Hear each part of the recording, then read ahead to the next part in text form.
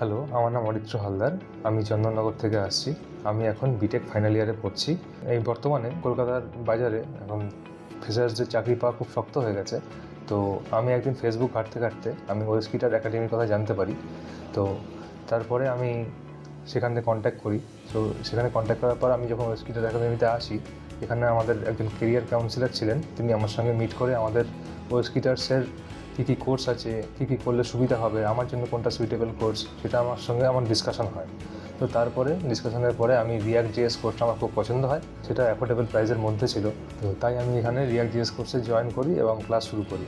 তো আমি যখন এখানে ক্লাস শুরু করি, তো আমাদের এখানে মডার্ন ওয়েতে ক্লাস শুরু করা হয়, প্রজেক্টরের রয়েছে। তো তারপরে এখানে আমাদের যে ফ্যাকাল্টি ছিল, আমি যখনই কোনো প্রবলেমে পড়েছি, আমার ফ্যাকাল্টি মেম্বার আমাকে সবসময় হেল্প করেছেন এবং কাজটাকে আরও বেটার ওয়েতে করার চেষ্টা করে দিয়েছেন।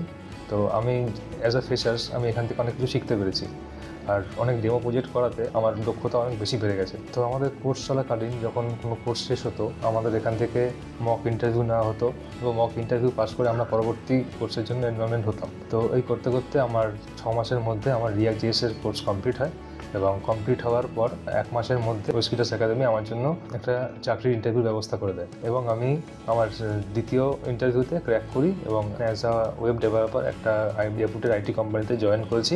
তো থ্যাংক ইউ ওয়েবস্কিটার্স একাডেমি।